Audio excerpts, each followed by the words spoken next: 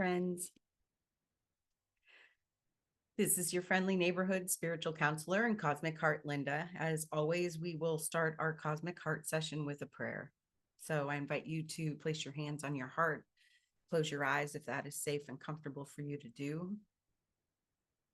Take in a nice deep breath of love and gratitude. Letting go of anything that came before this moment. Setting aside anything that is to come after this session, knowing we will easily and effortlessly be able to pick it back up again if it is ours to do. We're so grateful and thankful to be the two or more who are gathered in the name and the nature of love. Grateful and thankful for our willingness to remember our true identity, which is pure innocence, unconditional love, wholeness, prosperity, beauty, wisdom. We're grateful for our mighty companions, our earthly and heavenly helpers. We ask that they surround and support us now, blessing everyone here, blessing all who may join us later, guiding and inspiring us as we sit for just a moment in silence to set our intentions for our session today.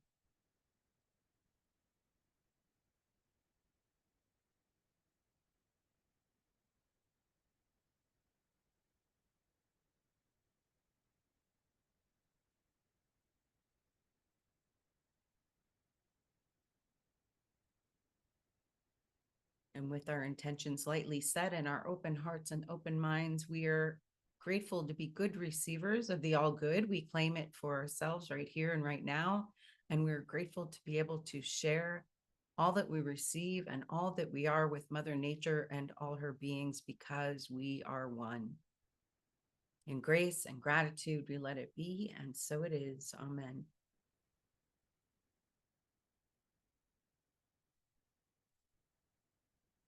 So I'm trusting that you were brought to this video today because there is something in it that will be helpful for you. And know that whatever comes through today, that it is coming from a place of love and only love, even if it may feel difficult to hear.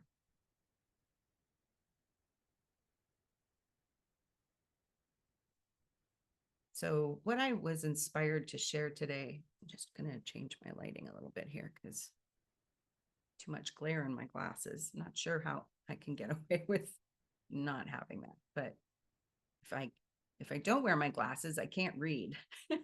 I can't read any of the notes that I put in here. So I apologize for the glare. So I was inspired by a couple of things that I listened to and read just this morning, stuff that has been around my awareness for a couple of days. And then I got super clear while I was in my yoga class this morning, and we were having a very similar conversation. So the topic is avoiding the abyss.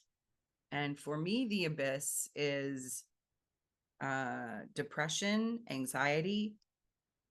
These are things that I have experienced in my life in the past. They are things that run in my family. That's not to say that I believe that just because family members also have had the experience of depression and anxiety that I am doomed to have depression and anxiety. It just helps me to be aware of those things. And as I am recording this, we are at the very end of August, and the days are shortening. So the nights are getting longer, and we are getting closer to the holidays. And I know that this brain can sometimes go into depression during the darker days and during the holidays anyway. And So I am not trying to anticipate depression and anxiety coming up, but I am being motivated to get myself in a place that is as healthy as possible. And some of the ways that I am doing that is that I may have mentioned on my last video, but I have a small walking treadmill and I put it in my dining area right behind my family room. Actually, it's right behind Rudy's chair. So obviously the dining room is for when people come over for meals. And people can still sit around my table for meals, and people can still enjoy being in my family room and dining room. They're a combined big long room. But at this moment,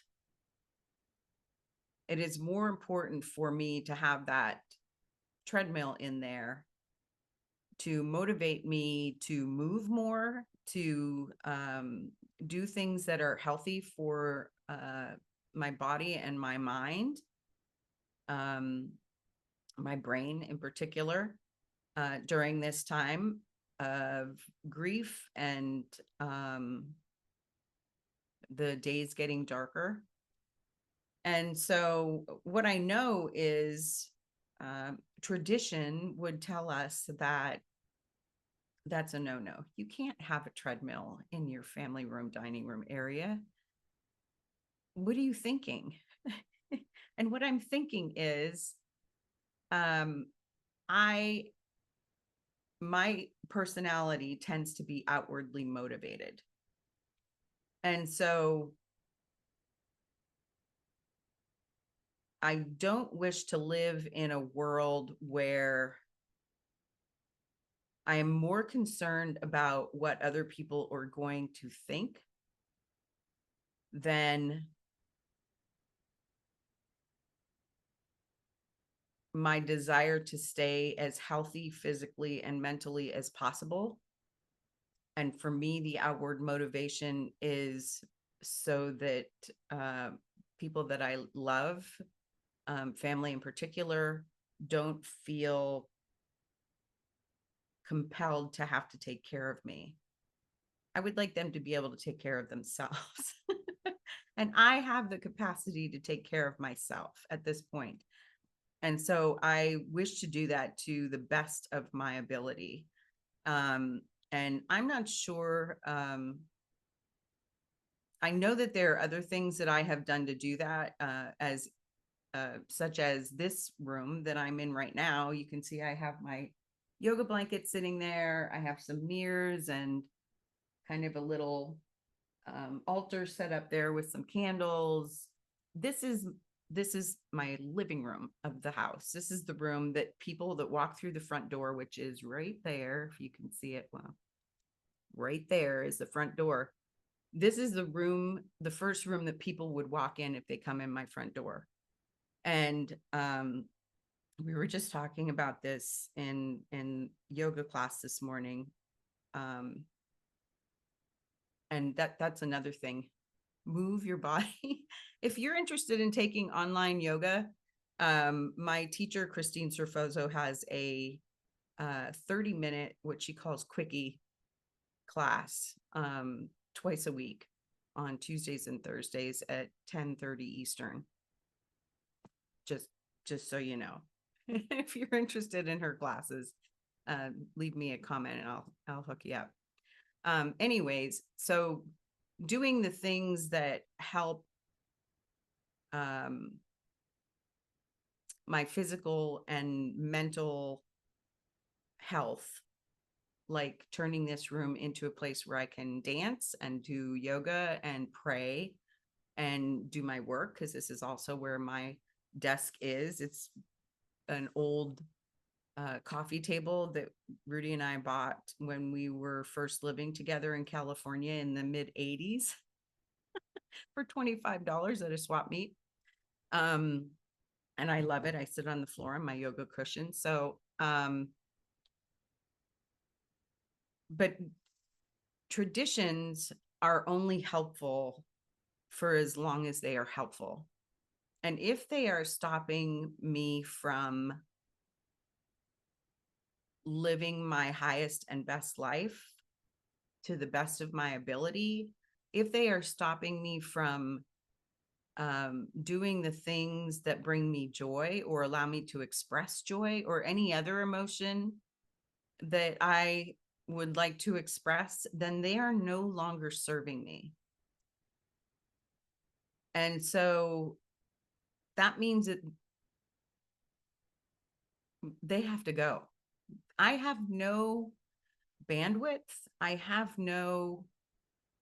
don't have the luxury, and neither do most of you, if you're here listening to this, to not take radical responsibility for my own physical and mental health so that I can be what this world needs right now. What I need right now, what my family needs right now, what my friends need right now. I will not be able to do that if I'm not taking good care of myself. And I don't know if you ever have seen the movie What Dreams May Come. If you haven't, I highly recommend it. It's an amazing film. The cinematography is great. The effects are great. But one of the things that in the movie is that the wife falls into a deep, dark depression. She falls into the abyss. And the husband, played by Robin Williams brilliantly, discovers that he cannot pull her out of the abyss. That the only way that he can be with her is to join her in the abyss. I do not wish for anyone that I love to join me in the abyss. However, I do know that because of my history of having had depression for many years in the past, that the groove to fall into that abyss can seem very inviting, believe it or not, because when you're in that space, you aren't taking responsibility for anything. You're basically hiding under the covers, sticking your head in the sand, waiting for your life to be over. And that's not what this life was for. This life was for living to the fullest, living in joy, living in beauty, living with music and dancing. Music like the Sun King Warriors that I listen to quite often help me so much to pull my vibration up. The world needs us right now, needs us to be healthy and strong and available. And there are many things in the world, both the wider world and our own little worlds, that can seem to want to pull us out of a alignment with our focus, which is to live a happy, healthy, joyful, abundant life. So I encourage you, be aware of the abyss. Don't allow yourself to go there. Do whatever you can to take good care of you. Self-love, self-care, all the things. Take the plastic off the furniture in the living room. Turn it into a dance and yoga room. Do whatever it is that you need to do to take good care of yourself. because you're worth it, because you are loved, or you wouldn't be here. The truth of our being is that we are an expression of divine love. So just take good, really good care of yourself. Yeah. Oh, we're running a little long. Okay, so I will wrap up. If you found this video helpful and you would like to go deeper, you can work one-on-one with me. My counseling sessions are 45 to 60 minutes long, cost $100. I can share more details when you reach out in the comments for your appointment. Please share this video with family and friends who you feel it might support.